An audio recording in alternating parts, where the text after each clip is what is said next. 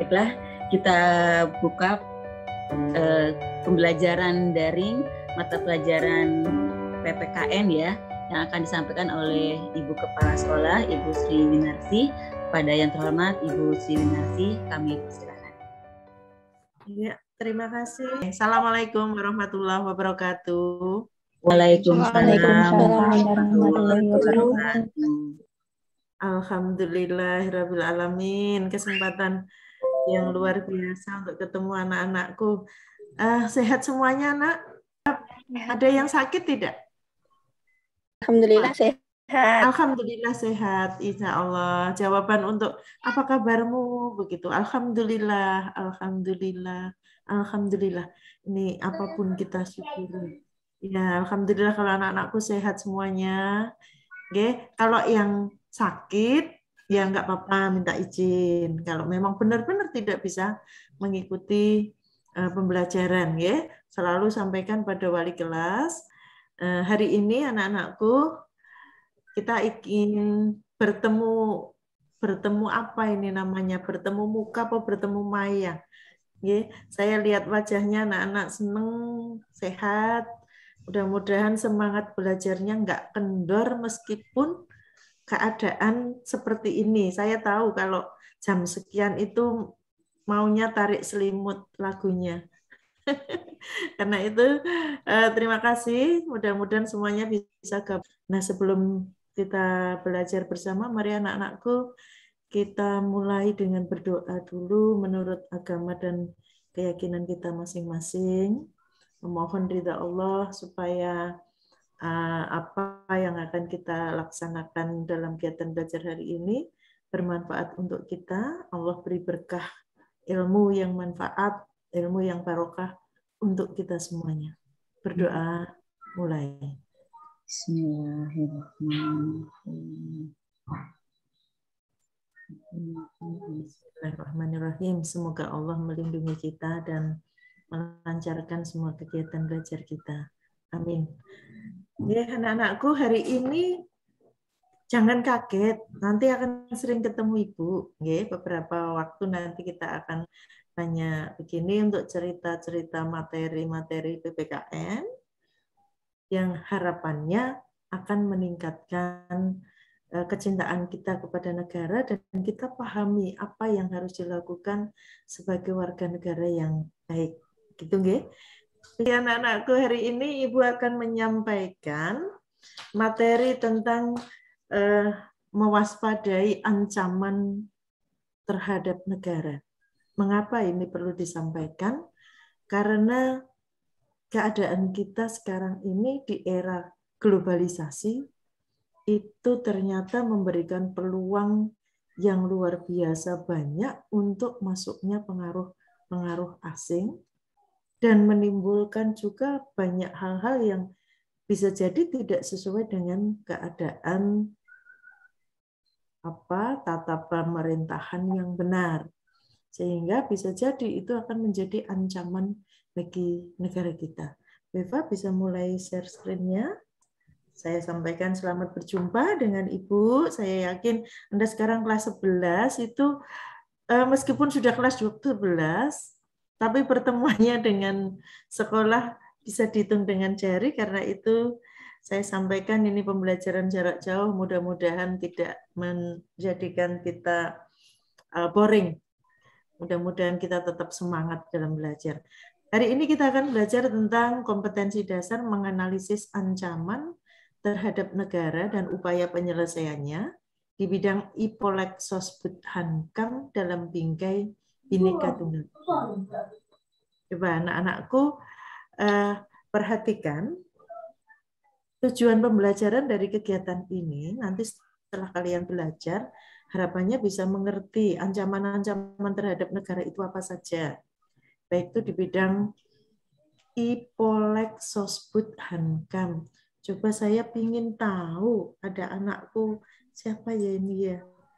Mbak Jihan, coba Mbak Jihan. Coba Mbak Jihan, dimunculkan kameranya. IPOLEK Sosbud Hankam itu apa, Nok? Coba bisa menjawab pertanyaan Ibu?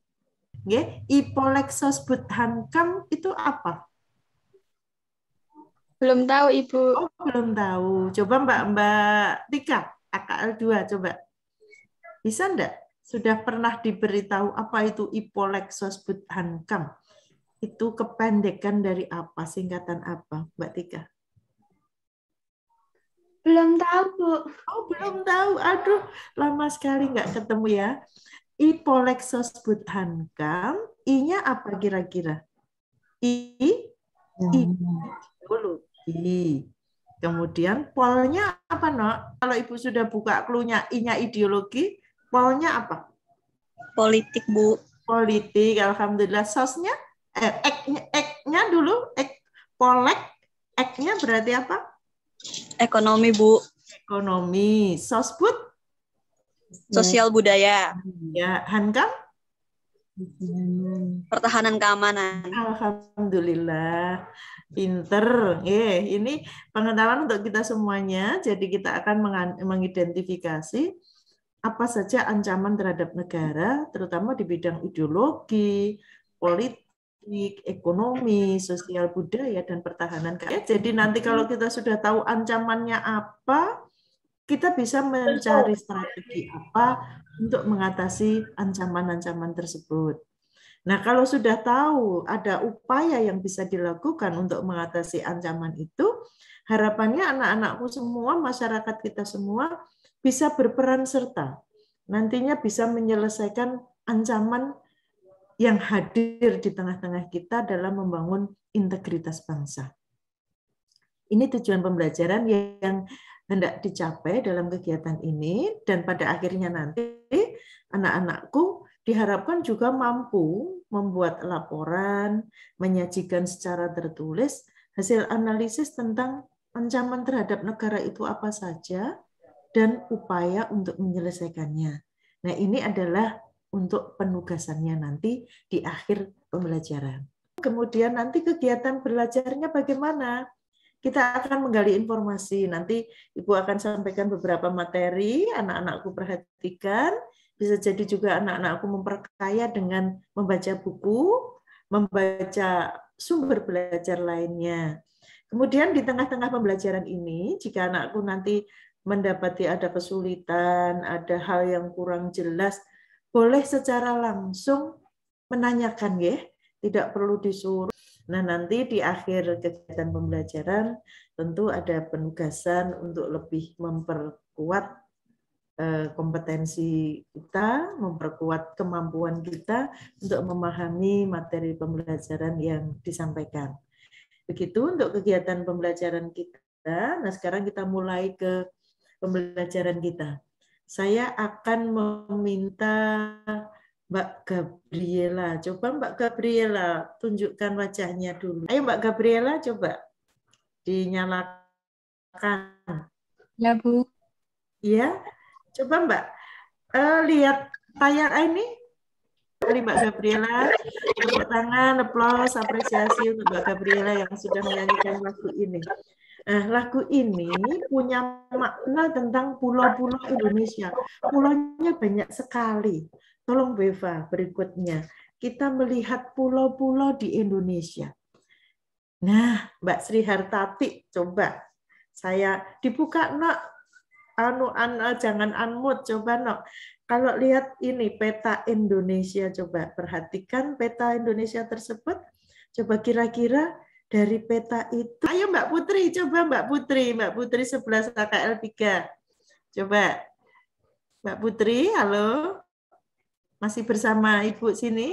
Ya, alhamdulillah. Iya, terima kasih. Kalau lihat pulau-pulau begini, Mbak Putri lihat apa? Dari Indonesia itu apa yang ada? Indonesia memiliki banyak pulau, Bu. Iya, terus dari pulau itu punya apa ya, Nok, ya? Kira-kira.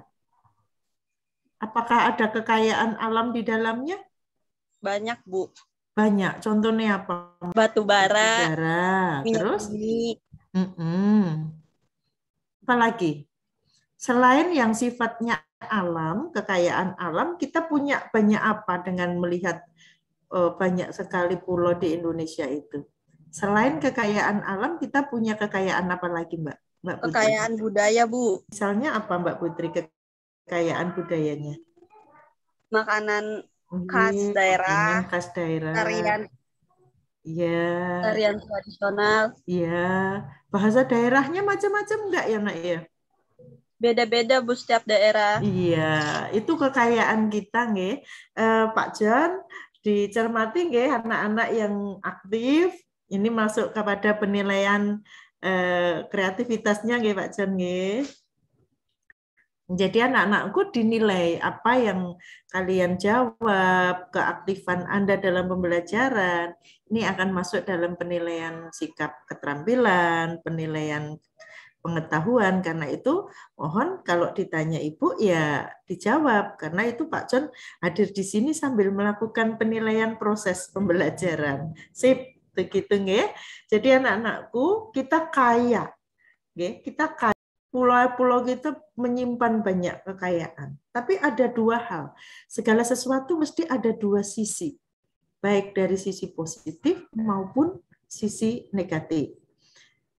Dilihat dari kekayaan alam kita, baik dari kekayaan alam maupun kekayaan budaya, itu kita terlahir sebagai bangsa yang penuh dengan kebinekaan. Artinya kita punya banyak ragam adat istiadat, punya banyak ragam budaya, kita punya banyak kekayaan alam, baik yang potensial maupun yang sudah digali maupun yang belum, sehingga melahirkan kebinekaan yang luar biasa. Tiap daerah memiliki kekayaan masing-masing, memiliki ciri khas masing-masing, baik dari sisi kekayaan alamnya maupun dari kekayaan budayanya. Contohnya kalau Pulau Jawa, itu mesti kekayaan alam yang terkandung di dalamnya mungkin sudah banyak dieksploitasi. Tetapi daerah luar Jawa bisa jadi masih menjadi kekayaan yang potensial, belum digali, belum ditemukan. Demikian juga kekayaan budaya. Ini adalah potensi kita.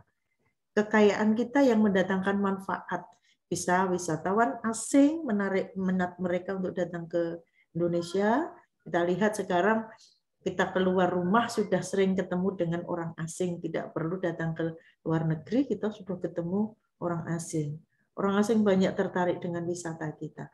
Tapi kondisi kebinekaan itu juga menjadi tantangan bagi kita, bangsa Indonesia. Karena apa? Ketika orang berbeda-beda, bisa jadi pendapatnya berbeda. Ketika pendapatnya berbeda, bisa jadi terjadi kesalahpahaman. Ketika terjadi kesalahpahaman, kalau tidak saling terbuka hatinya, bisa memicu pada percekcokan, pada pertikaian. Belum lagi kalau ada pertikaian antar daerah. Punya anggapan daerah saya yang paling jago, daerah saya yang paling hebat, sehingga menganggap rendah daerah lain bisa jadi mereka akan mengacaukan keamanan nasional. Sehingga itu semua mengancam integrasi nasional atau persatuan dan kesatuan bangsa. Apa itu integrasi? Integrasi itu proses penyatuan. Karena tadi kita punya banyak perbedaan, terutama dalam hal budaya, agama kita macam-macam, suku kita banyak, karakter tiap daerah orangnya beda-beda, maka perlu dilakukan yang disebut dengan proses integrasi nasional, yaitu mempersatukan perbedaan-perbedaan yang ada pada suatu negara, sehingga akan tercipta beberapa hal yang kita maksudkan sebagai sebuah ancaman. Slide-nya belum keluar. Ancaman, anak-anakku perhatikan, ancaman itu segala usaha, baik dari dalam maupun dari luar negeri, yang intinya ingin mengubah kebijaksanaan, terutama kebijaksanaan negara, baik secara politik, baik secara konseptual, maupun secara kriminal. Itu ancaman, baik dari dalam maupun luar negeri. Ini yang mengancam integrasi bangsa, mengancam persatuan bangsa. Selanjutnya yang namanya T, yang bertujuan untuk menggugah semangat kita agar bisa menjadi lebih maju. Ini. Nah, ini tantangan. Perhatikan, kita kadang-kadang dihadapkan pada sesuatu yang itu merupakan hal yang bisa menggugah kita. Kita ditantang untuk apa? Misalnya di era pandemi ini, ada tantangan bagi kita. Udah pandemi, nggak boleh tatap muka, ke sekolah nggak boleh, kira-kira anak-anak tetap semangat belajar nggak ya? Ini tantangan untuk kita semua. Jika kita terlena dengan keadaan, mumpung di rumah, enak tidur jam sekian, dan seterusnya, ya kita kalah. Kita tidak memanfaatkan tantangan itu. Tetapi kalau kita bisa memanfaatkan tantangan itu, aku nggak bisa kemana-mana, berarti saya harus produktif dan tetap semangat berada di dalam rumah untuk tetap belajar. Itu tantangan. Kemudian ada yang disebut dengan hambatan, yaitu sesuatu yang berasal dari diri sendiri. Kalau sesuatu yang melemahkan diri kita, itu adalah hambatan. Misalnya, anak-anakku dalam belajar ini kebetulan nggak ada kuota, sinyalnya sulit. Kemudian itu Anda merasa itu, wah kalau seperti ini, aku udahlah putus asa lah, aku nggak ikut belajar sajalah. Ibuku nggak punya uang untuk beli kuota dan sebagainya. Itu yang menghambat kita. Nah, kalau ada yang seperti itu, ya kita cari upaya seperti apa. Kalau misalnya di rumah sinyalnya kurang bagus, ya kita keluarlah ke kebun. Belajar dari kebun lebih enak toh, lebih nyaman. Misalnya seperti itu. Mana yang sinyalnya bagus? Bahkan ada sebuah cerita loh, Nak. Ada sebuah rumah pohon yang dibangun di suatu masyarakat hanya untuk kepentingan belajar. Mengapa? Karena sinyal di daerah itu sulit, maka ada ide warga, hambatan ini harus tanggulangi, harus dicari solusi, dan mereka buat rumah di atas pohon, yang akhirnya itu menjadi tempat belajar anak-anak karena sinyal di atas ternyata jauh lebih bagus. Itu hambatan. Nah, harapannya negara kita juga begitu. Kalau ada hambatan dari dalam, misalnya rakyatnya kok udah pada apatis, pada cuek, nggak mau tahu keadaan. Nah, ini negara mesti akan menjadi lemah. Nah, kemudian bedanya dengan gangguan. Kalau gangguan itu datangnya dari luar. Monggo. Jadi kalau semangat belajar rendah, melemah karena berada di rumah, itu hambatan. Tapi kalau misalnya tiba-tiba Anda belajar, ada petir menyambar, kemudian mengganggu aktivitas belajar, itu ada gangguan. Baik, bentuk-bentuk ancaman itu bisa macam-macam. Ada ancaman yang dimaksud dengan ancaman dari dalam negeri maupun ancaman dari luar negeri yang kaitannya kalau kita melihat ancaman itu banyak ke arah militer. Ada pemberontakan bersenjata. Anak-anak mesti ingat kasus G30 SPKI itu salah satu contoh pemberontakan bersenjata yang dari dalam negeri. Kemudian ketika kita dijajah Belanda, dijajah Jepang, itu contoh ancaman militer, agresi militer dari luar negeri. Kemudian apa dari dalam negeri? Konflik horizontal. Kita pernah dengar satu informasi di media, misalnya antara polisi dengan tentara daerah mana karena ada anak buahnya yang mungkin bertikai, kemudian menjadikan mereka konflik. Nah, ini ada konflik horizontal di dalam masyarakat kita, itu dari dalam. Kemudian aksi teror. Aksi teror ini banyak sekali. Bisa diteror dari sisi ekonomi, bisa diteror dari sisi keamanan. Misalnya apa? Ada bom. Di satu hotel dibom. Di kantor kedutaan mana dibom oleh kelompok tertentu. Itu aksi teror. Kemudian ada kekerasan berbau sara. Kita pernah punya pengalaman pahit, Nak. untuk yang kekerasan berbau sara. Konflik antara Ambon dengan mana nggih, Madura.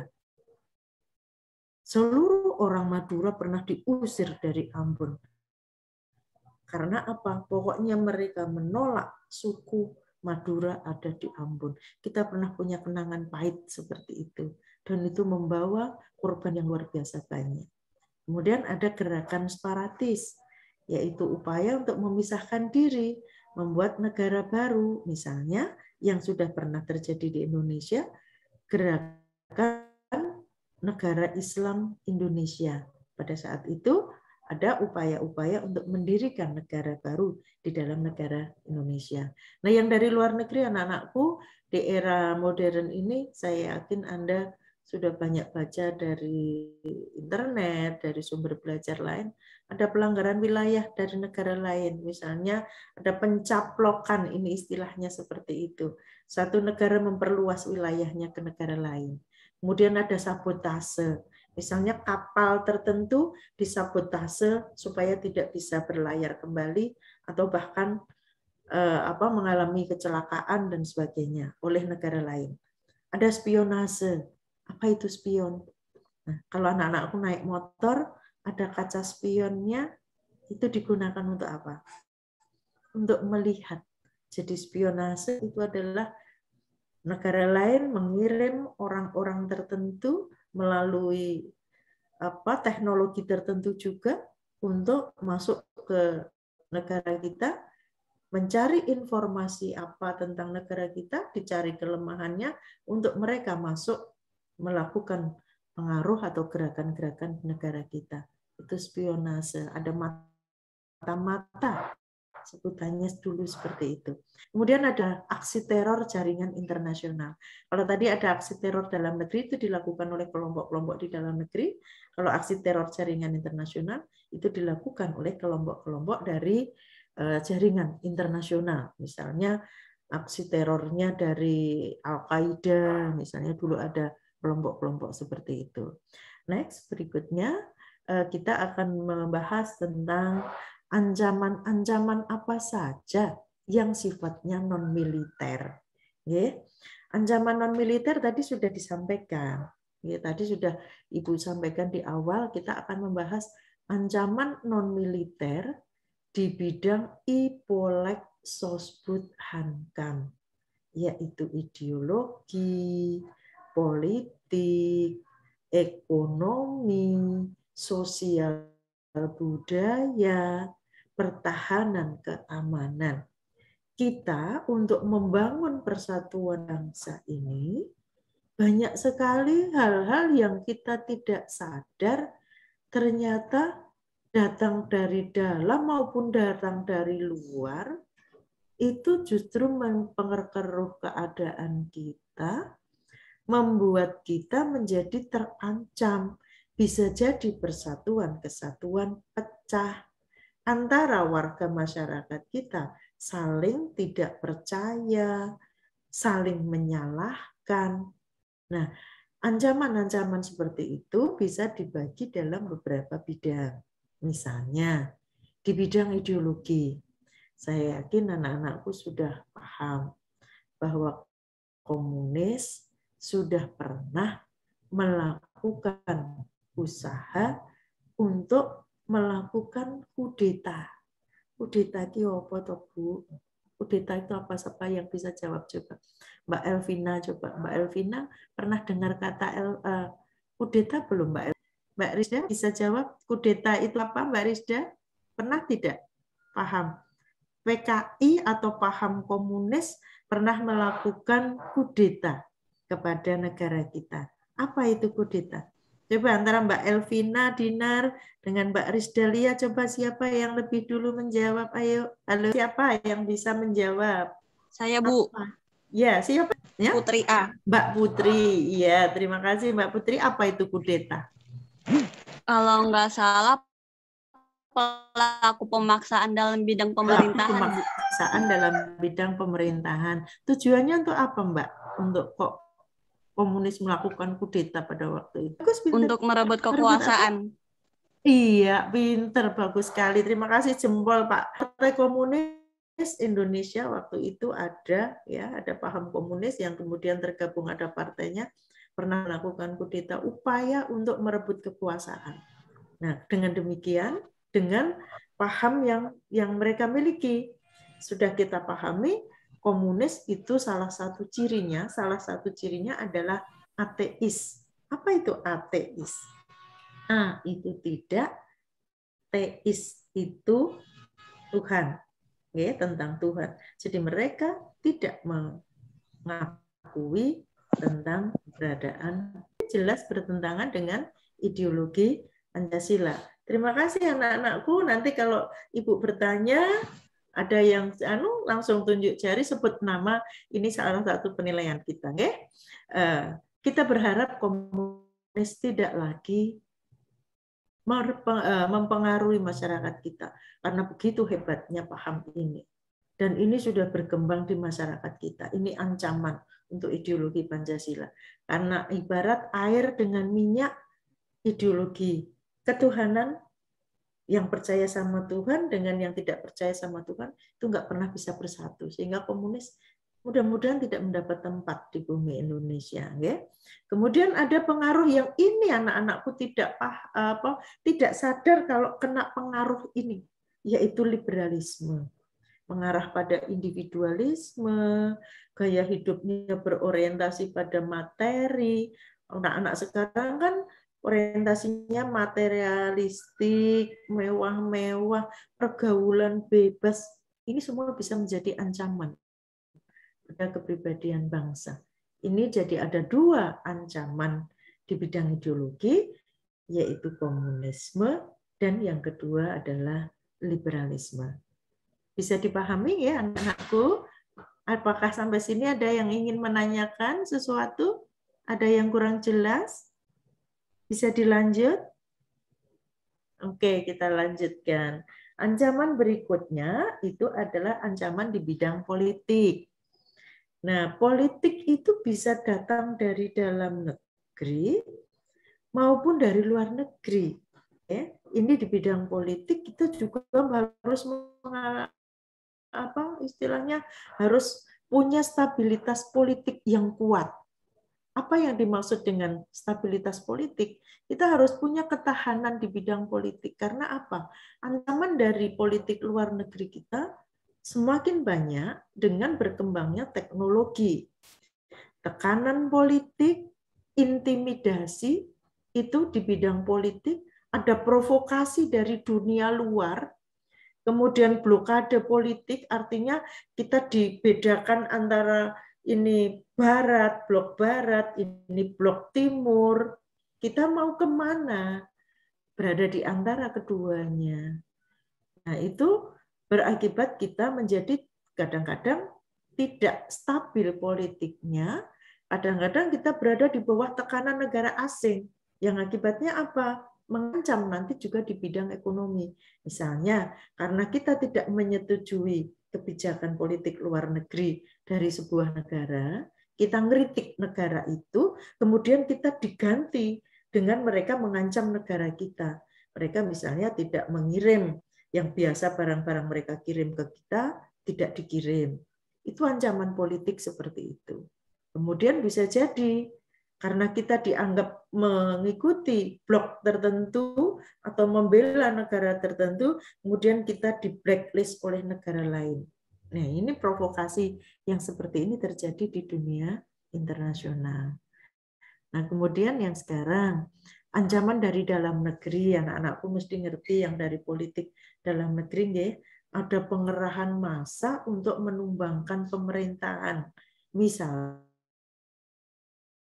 itu demo-demo yang untuk melawan pemerintah, yang mengerahkan massa yang besar untuk menumbangkan kebijakan pemerintahan tertentu. Itu juga ancaman dari dalam negeri.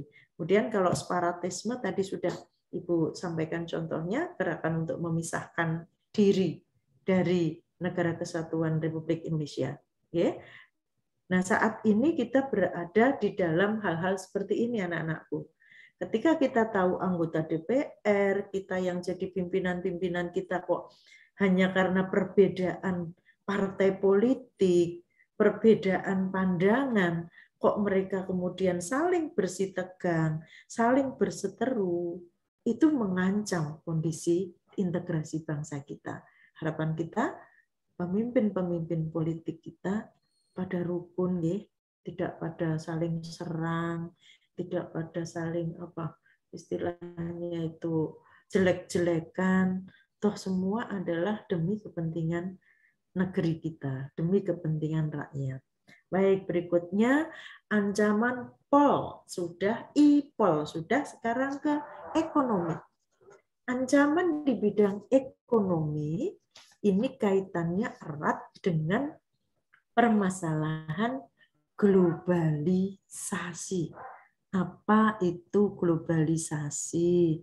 Coba sinten sing bisa menjawab nggih, coba itu globalisasi itu apa tuh sebenarnya? Anak-anakku sering bilang kita ini korban globalisasi, ning jane paham mboten nggih globalisasi itu apa? Coba Mbak sinten yang bisa menjawab itu apa globalisasi? Mbak Eva Agustina bisa? Atau siapa yang bisa? Ayo sebutkan namanya. Keliru mboten napa-napa, salah jawab enggak apa-apa, malah supaya kita paham. Anak-anakku ki jane do paham globalisasi urung toh gitu. Ayo, Mbak Eva. Ya, Bu. Oh iya, sinten Mbak sinten? Halo, yang jawab? Safa Berliana. Sinten Pak John paham? Sinten? Diulang nak, Mbak? Halo? Halo? Monggo. Berliana, saya dari AKL 3. Mbak, nggih, silakan dijawab. Adalah proses mendunianya Nggih. Oh, bagus sekali tadi sudah. globalisasi. Proses mendunianya suatu hal sehingga batas antara negara menjadi hilang. Alhamdulillah, pinter sekali. Ayo Pak John, dicatat ya anak-anak hebat kita, belajar dari rumah, tapi mereka paham. Betul, no? Globalisasi itu proses mendunianya segala sesuatu. Sehingga seolah-olah batas antar negara itu nggak ada, nggih. Kok kayaknya kita bisa melihat Amerika, kemarin tidak pada ke Tokyo, ke Jepang, tapi semuanya bisa melihat ada Olimpiade digelar di sana. Kita melu teriak ketika Indonesia dapat emas. Kita melu tertawa terpinggal-pinggal ketika atlet bulu tangkis asing rencananya mau selebrasi perayaan, mau buka kaos tapi malah kecangkol itu, nggih. Kita bisa lihat semuanya. Itu salah satu bukti bahwa seolah batas negara tidak ada. Jepang koyone dekat sekali di depan mata kita. Padahal sebenarnya jauh. Ya, pintar sekali globalisasi pengertiannya itu. Proses mendunianya segala sesuatu sehingga seolah-olah batas antar negara menjadi hilang atau kabur. Nah, di bidang ekonomi ini membawa hal positif maupun negatif. Kalau yang positif jelas kemajuan di bidang ekonomi luar biasa banyak karena kemajuan teknologi. Tapi ada ancaman di bidang ekonomi yang diakibatkan oleh globalisasi ekonomi, yaitu antara lain apa? Kita kedatangan produk-produk luar negeri yang luar biasa banyak yang menyebabkan produk lokal kita, produk dalam negeri kita terdesak, bahkan kalah bersaing dengan produk asing. Anak-anakku paham enggak? Kita sebenarnya kadang-kadang sudah terjajah secara ekonomi. Apa yang anak-anakku pakai sudah jarang yang produk dalam negeri. Kalau beli kosmetik, golek sing produk Korea. Kalau beli barang-barang tidak lihat barangnya, kualitasnya, tapi lihat brandnya. Lihat apa jenenge brand itu apa? Kalau brand itu apa? Ini produk mana? Kalau produk luar negeri padahal barangnya kualitasnya sama dengan yang dalam negeri, anak-anakku mesti milih yang luar negeri. Padahal kalian paham tidak? Kadang-kadang barang kita ekspor ke luar negeri, tekan luar negeri diberi label produk Korea, produk Cina, ya, made in China, begitu kembali dijual ke negara kita, anak-anakku semuanya, masyarakat kita pada senang produk itu, dah cerita-cerita kalau ini loh, ki gawean asing ki produk Cina, padahal mungkin itu sepatu buatan Cibaduyut Bandung, karena sudah diekspor, kemudian diberi label luar negeri, dijual lagi ke kita dengan harga lebih tinggi. Nah, itu ekonomi lokal kita menjadi terdesak. Kemudian bisa jadi juga kita akhirnya dikuasai pihak asing. Seperti saat ini misalnya tenaga kerja asing masuk ke Indonesia tanpa batas. Sementara orang Indonesia pada di PHK. Nah, bisa jadi nanti cepat atau lambat perekonomian kita bisa dikuasai oleh pihak asing. Sekarang kesenjangan sosial juga semakin tinggi. Sektor ekonomi rakyat banyak yang berkurang karena masuknya produk-produk asing. Akhirnya apa? Pertumbuhan ekonomi kita menjadi lambat, pendapatan negara menjadi sedikit. Karena apa? Karena kita harus bayar pajak ketika harus mendatangkan barang-barang dari luar negeri. Ini ancaman di bidang ekonomi.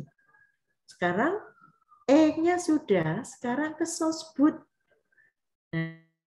Anakku menjadi, maaf ini korban dari teknologi, itu janjane Anda menjadi korban dari ancaman di bidang sosial budaya. Harusnya kita yang mengendalikan teknologi, tetapi kita menjadi korban karena tidak siap menghadapi perkembangan teknologi.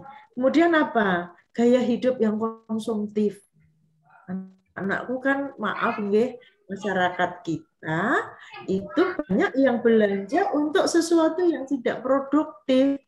Anak sekolah kok belinya lipstik, bedak, itu kan parfum yang mahal, bahkan perawatan biar wajahnya glowing, kinclong, itu bukan hal yang produktif. Itu sudah masuk di ranahnya konsumtif.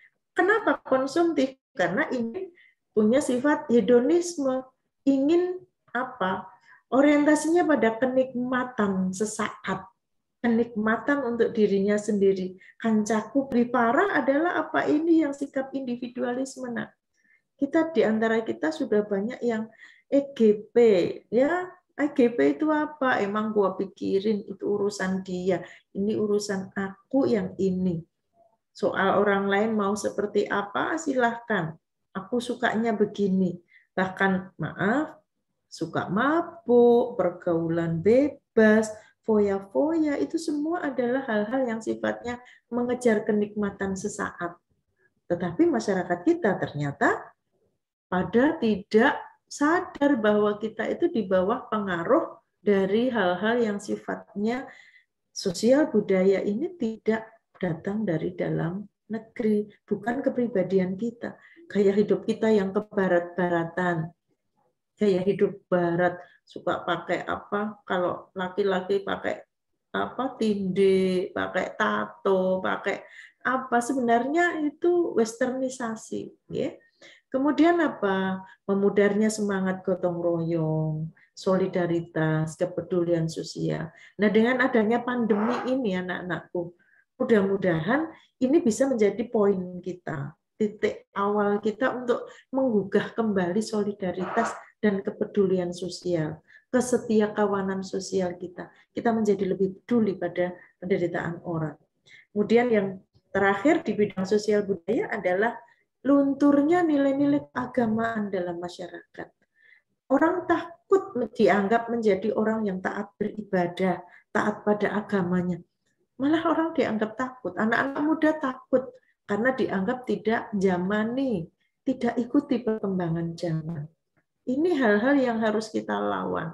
Ini ancaman untuk budaya kita, untuk kepribadian kita.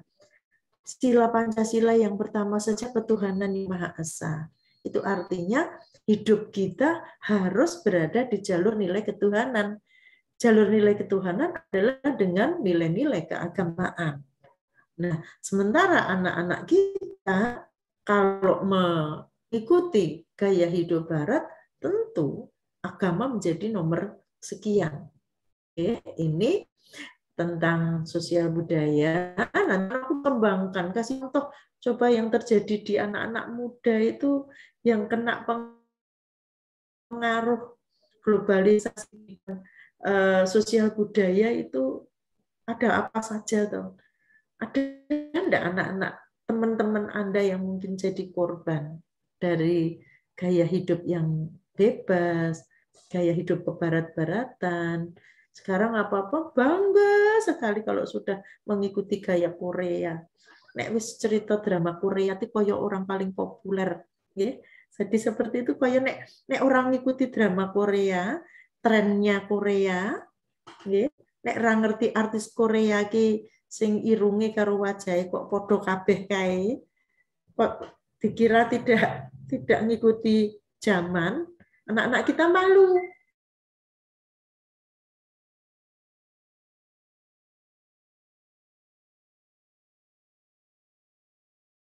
Malu. Nah, itu monggo ini kita sudah paham di usia daya. Yang terakhir anak-anakku, ancaman di bidang pertahanan dan keamanan. Di bidang pertahanan dan keamanan, ini sudah tadi Ibu banyak sampaikan di depan. Ancamannya bisa berupa agresi atau invasi, atau sebutan lainnya adalah apa? Pencaplokan wilayah. Kemudian ada pelanggaran batas wilayah. Ini baik di dalam maupun di laut maupun di darat maupun di udara. Beberapa informasi yang sudah kita dengar ya, sampai menteri kita sinten, menteri kelautan dulu yang kondang itu Bu sinten, malah ada yang bisa menyebutkan siapa menteri yang terkenal dengan suka menenggelamkan kapal asing itu, menteri siapa ya? Susi Pujiastuti, Bu. Menteri Bu Susi nggih, Bu Susi siapa? Pujiastuti. Astuti. Itu salah satu contoh loh Mbak, itu ada ancaman hankam kita. Kapal asing, kapal selam kok masuk wilayah kita tanpa izin, dah nggak usah pakai babi bu, langsung saja kalau itu mengancam pertahanan kita, tenggelamkan saja seperti itu. Oke, karena itu benar-benar mengganggu keamanan, mengganggu keselamatan negara kita. Nah, demikian anak-anakku beberapa ancaman dari bidang ideologi, politik, ekonomi, sosial budaya, dan hankam. Semuanya itu kalau dibiarkan akan merusak integritas bangsa, merusak integrasi atau persatuan. Tapi jika semua ancaman, tantangan, gangguan itu dapat diatasi dengan baik, maka kita dapat menjaga integrasi bangsa dan mewujudkan wawasan Nusantara seperti ini. Kalau kita bersatu, kita teguh. Bercerai apa Pak John? Terusane kawin lagi, jangan begitu. Ya, jangan begitu anak-anakku. Aduh, terima kasih sekali. Ini jadi satu nusa, satu bangsa, satu bahasa Indonesia pokoknya. Nah, itu adalah beberapa hal yang nantinya diharapkan anak-anak punya kontribusi. Karena sekarang objek dari semua ancaman itu banyak yang larinya ke generasi muda. Oke, karena itu nanti di akhir pembelajaran ini langkah apa yang kalian punya tugas ini. Tidak dikumpulkan di minggu depan, tidak. 2 minggu dari sekarang. Nanti ada tugas. Oke, begitu ya Pak John ya, 2 minggu ya Pak John di sesi terakhir, karena pertemuan berikutnya kita masih akan ke materi yang berikutnya. Ini bisa dicicil dari sekarang supaya nggak numpuk tugasnya. Kita sampaikan tugasnya dulu. Tadi sudah ada keaktifan dari kalian, sudah ditanya jawab, itu Ibu luar biasa. Alhamdulillah, senang banget anak bisa aktif seperti itu. Kalian bisa baca-baca materi ini di buku-buku nanti atau di sumber belajar lainnya. Nah, ini ada tugas. Apa yang harus siap kita lakukan untuk menghadapi ancaman dari dalam maupun dari luar? Ini bahasanya bahasa free. Anak-anak boleh pakai bahasa sendiri untuk sikap atau pendapatnya apa, supaya ancaman tersebut tidak merusak integrasi kita. Kemudian apa yang Anda bisa lakukan untuk menghindari sikap anak muda kita yang cuek, masa bodoh, kemudian yang luntur nilai keagamaannya tadi.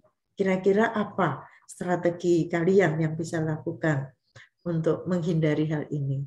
Kemudian, ini satu pertanyaan yang tadi ancaman di bidang ekonomi. Kalau di bidang sosial budaya, ini cuek, masa bodoh, lenturnya nilai keagamaan itu di bidang sosial budaya. Ini Anda juga diminta bagaimana pendapat Anda supaya kita bisa mengatasi pola hidup masyarakat kita yang sudah mulai konsumtif. Kira-kira apa yang harus dilakukan? Kemudian yang terakhir kaitannya dengan yang new saat ini sedang terjadi di era pandemi ini, apa peran yang bisa kalian lakukan untuk menanggulangi bahaya penularan COVID-19? Kemudian pernah enggak kalian peduli, berbagi, atau melakukan apa yang menunjukkan bahwa kita punya empati terhadap masyarakat kita? Ini beberapa tugas yang harus dikerjakan, bisa dicicil, nanti dikumpulkan 2 minggu yang akan datang. Jadi untuk minggu depan masih ada materi yang akan disampaikan. Ini sampai di sini anak-anakku, masih ada pertanyaan? Ada yang ingin bertanya?